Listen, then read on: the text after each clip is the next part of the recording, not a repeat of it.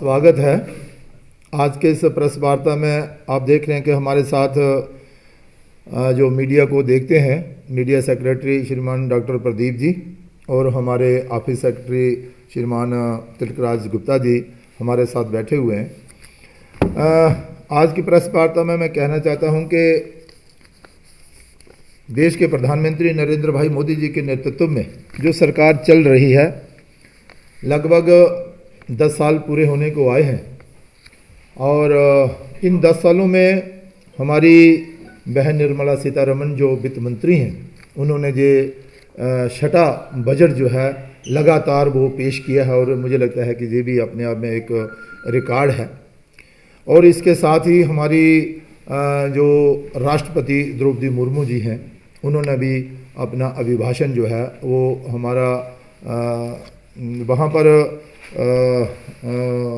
राज्यसभा और लोकसभा के जो हमारे मेंबर पार्लियामेंट हैं, उनको उन्होंने वहाँ पर संबोधित किया।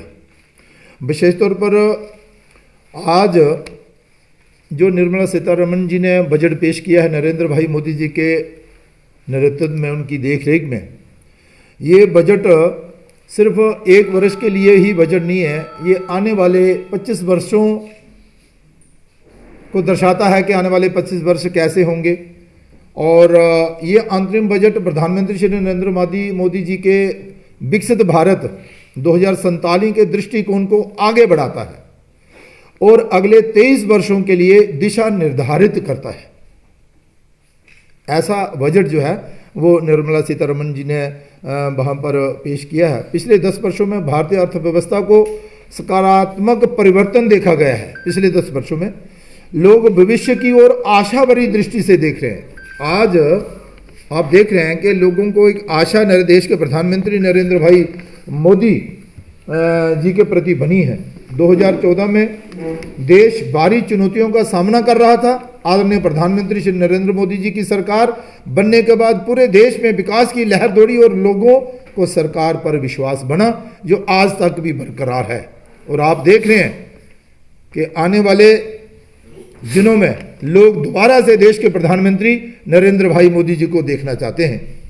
प्रधानमंत्री श्री नरेंद्र मोदी जी के नेतृत्व में देश ने कोरोना जैसी चुनौतियों का सामना तो किया ही किया और उभरकर विश्व की सबसे बड़ी अर्थव्यवस्था में भी अपनी पकड़ बनाई।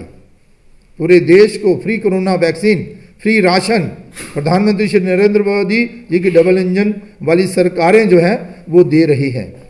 2024 से लेकर 2024 और 25 के अंतरिम बजट में पेश करते हुए माननीय वित्त मंत्री श्रीमती निर्मला सीतारमण जी ने कहा, सबका साथ सबका विकास के साथ नरेंद्र भाई मोदी के नेतृत्व वाली सरकार हर चुनौती पर काबू पाकर पूरे विश्व में अपनी छाप जो है उन्होंने छोड़ी है। G20 की बात आप कर लीजिए। और मैं अब कुछ बिंदुओं पर आपसे चर्चा करना चाहता हूं। अंतरिम जो केंद्रीय बजट 24-25 में रक्षा मंत्रालय को दिया गया है, वो रिकॉर्ड बना रहा है कि भाई 6.21 लाख करोड़ रुपए से अधिक का आवंटन जो है वो रक्षा मंत्रालय को किया गया है। ये बहुत बड़ी उपलब्धि है रक्षा मंत्रालय के लिए भी। और ये वित्त वर्ष 23-24 से 4.72% ज़्यादा है। अब आप अपने ही पिछले बजट से भी ये 4% ज़्यादा बजट है।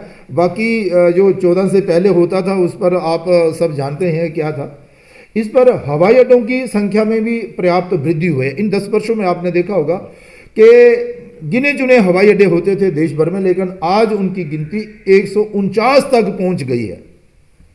और मैं आपको बताना चाहता हूं कि जो सड़क एवं परिवहन मंत्रालय, जो नितिन गडकरी जी का मंत्रालय है, उसका कामकाज आप सब ने देखा, दुनिया ने देखा है, लेकिन आने वाले दिनों में उनका भी बजट जो है वो बढ़ाया गया है और सड़क एवं परिवहन मंत्रालय में 2.78 लाख करोड़ रुपया जो है वो रखा गया है। और इसके साथ साथ ही ये आंकड़ा 2014 तक मौजूद जो रिकॉर्ड थे उन सबसे ज़्यादा है।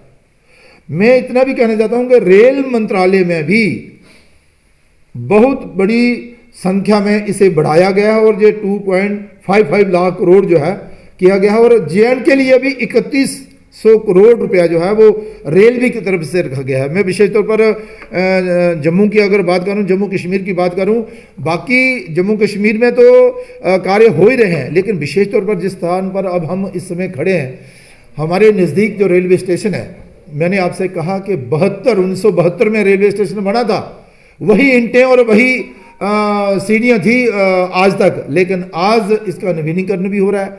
इसके द्वार, मतलब एक द्वार त्रिकुटा नगर वाली साइड से, दूसरा द्वार जो है, बहुत बड़ा द्वार जो है वो अब नरवाल वाली साइड से भी बन रहा है, और इसमें प्लेटफार्म भी बढ़ाए जा रहे हैं, और इस पर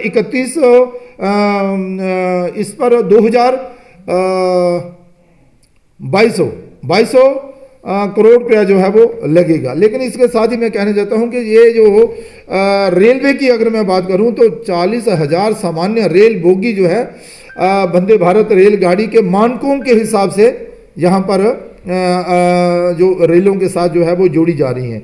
इसके अलावा बजट में बहुत सारे प्रावधान ऐसे रखे गए हैं, लेकिन विशेष तौर पर 34 लाख करोड़ की सामाजिक कल्याण लाभ सीधे प्रधानमंत्री जनधन खातों में स्थानांतरित किए जा रहे हैं, जो डिजिटल माध्यम से लोगों को जो है वो सीधा जिसका फायदा जो है वो मिल रहा है।